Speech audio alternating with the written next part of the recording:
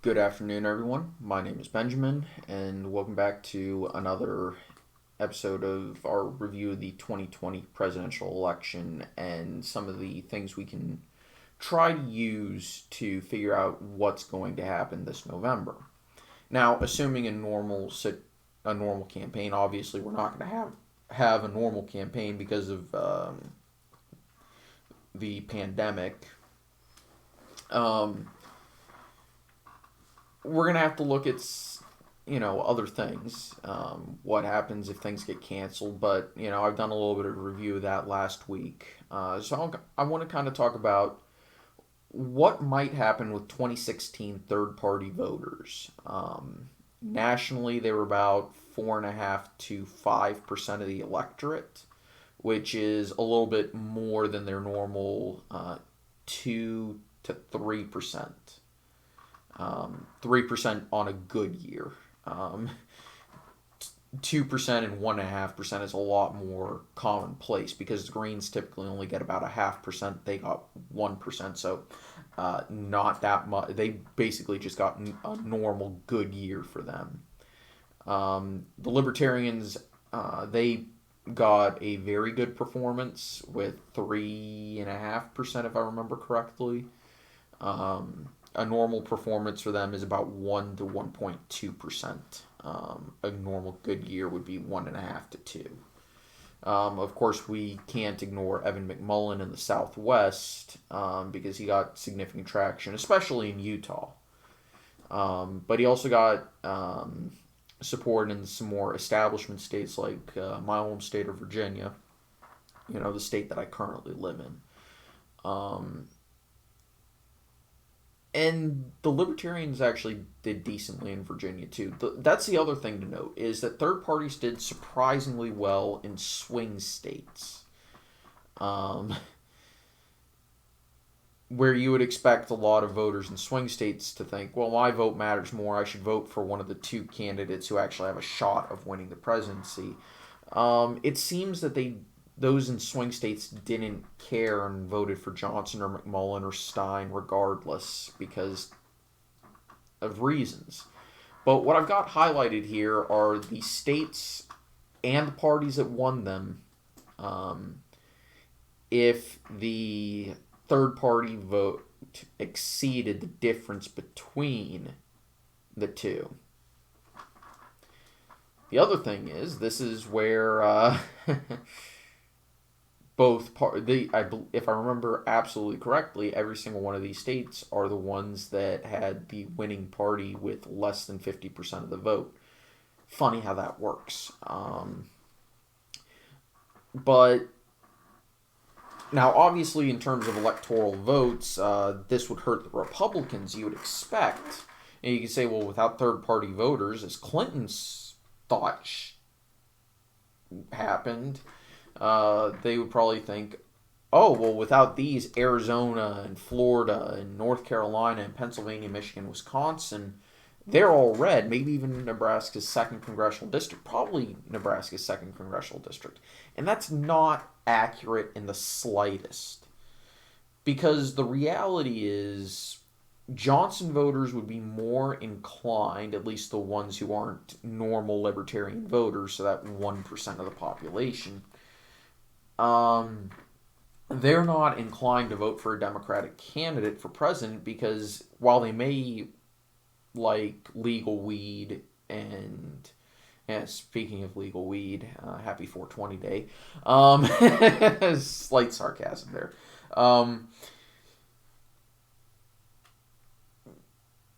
They may like legalizing marijuana and legalizing gay marriage and being okay with people doing whatever they want behind closed doors, but they don't like expanding welfare. They don't agree with raising the minimum wage. Or more accurately, we don't agree with raising the minimum wage. We don't agree with expanding welfare.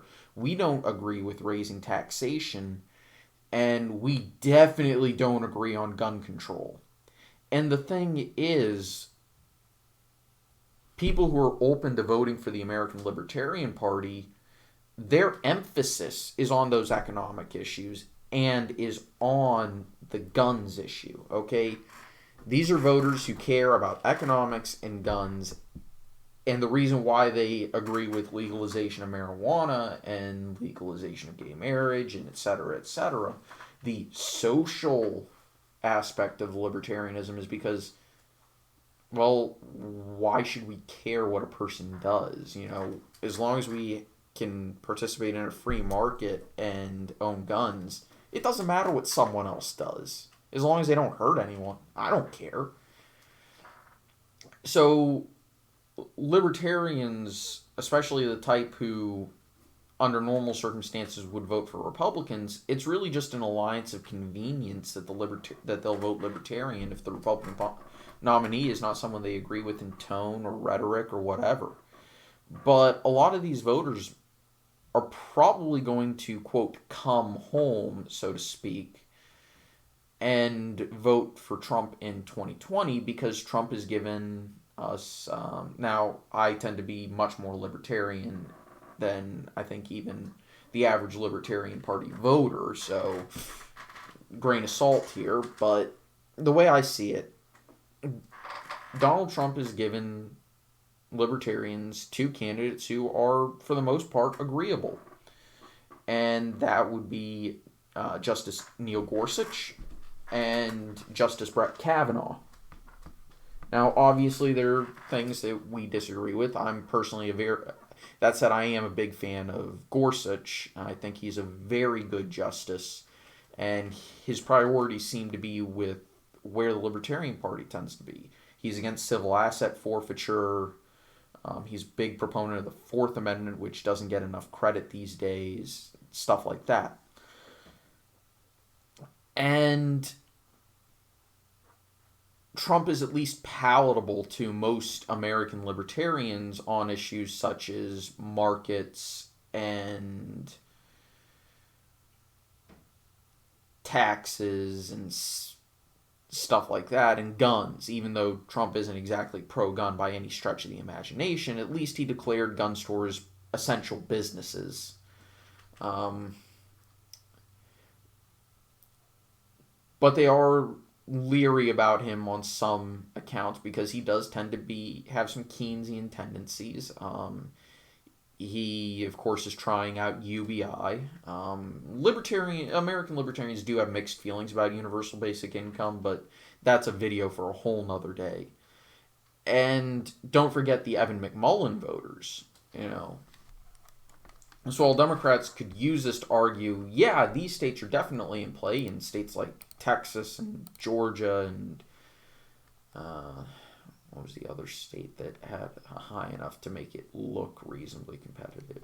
Alaska could be viewed as on the table. The reality is a lot of those libertarian voters are probably going to come back home, and you can basically take those states off the table if they really do turn out for Donald Trump, which I would expect about 60% of 2016 libertarian voters to do so. And I would expect almost all Evan McMullin voters to vote for Donald Trump. Because Donald Trump is basically governed like an establishment conservative would, except a bit more Rockefeller Republican on certain issues, especially economics. So that, while certainly Wisconsin, Michigan, and Pennsylvania would be competitive, it would be very difficult for the Democrats to win those states if that were to happen. Virginia actually could possibly become on the table, and I did some math. Basically, if you assume that the Libertarians get their 1%, right, and you give Donald Trump 60-ish percent, 60 to 67% of the, or two-thirds of the Libertarian vote left over, and the Democrats get 20%-ish, and the rest just don't turn out at all, and you basically give Trump, I only did 90% of Evan McMullin's vote, the rest don't turn out. Donald Trump actually would have won Virginia in 16 under that scenario, which is not outside of the normal turnout. So Virginia could definitely become competitive. I don't think it will be. I'm expecting about 5 to 10% to be the eventual not 5 to 10, sorry, about 4 to 5% to be the eventual margin.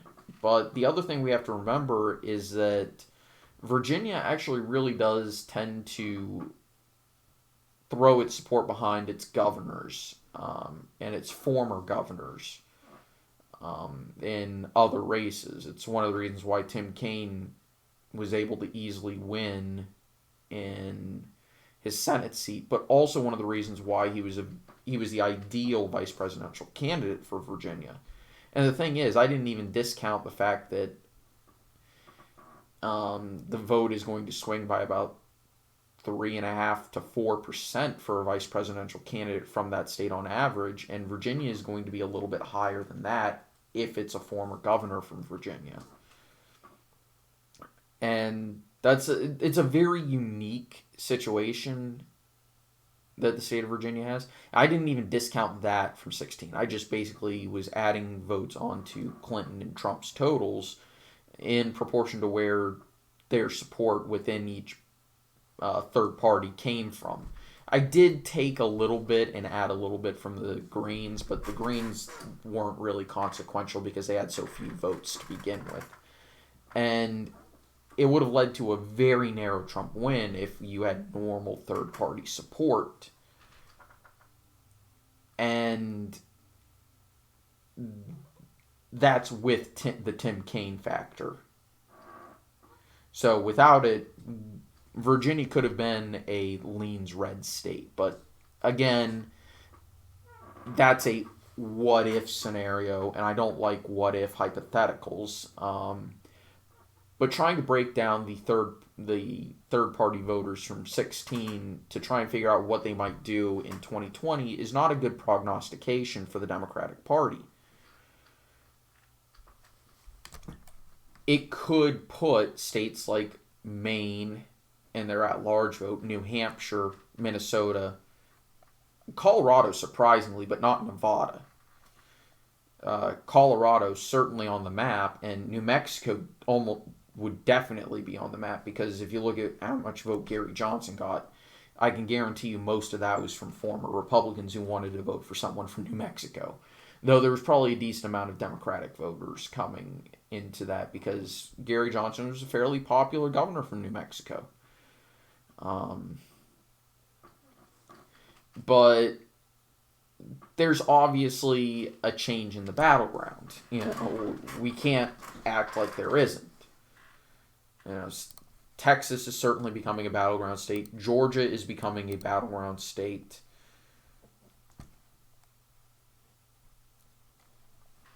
And, if you noticed, Iowa and Ohio aren't even really in the battleground map. Virginia is becoming less, but it's still a battleground. New Mexico, same thing, at least until we have an election without massive third-party support. I'm going to wait to call it 100% safe. But yeah, so that's kind of where the battlegrounds are. And you can notice a few trends. There is the Rust Belt, Upper Midwest in this area. There's the New England votes, which are basically inconsequential in terms of, they're not inconsequential, because there are a lot of scenarios where Maine's 2nd Congressional District and New Hampshire, or even the at-large, is what matters. There's, of course, the Southeast Corridor, which is eventually going to include South Carolina as a battleground. Florida is, of course, a battleground. Then there's the Desert Southwest / Mountain West. And then, of course, there's Texas, which Texas is its own thing. But those are where I expect the candidates to truly compete, Biden and Trump, to truly compete. Anyway, I want to thank everyone for watching. As always, likes, comments, subscriptions genuinely do help. On Friday, I expect to have a video where I talk about Colorado as a swing state in general, and specifically talk about, what might happen there. And, stay tuned. Anyway, thank you everyone for watching. Hope you enjoyed. I'll see you next time. Take it easy. Bye-bye.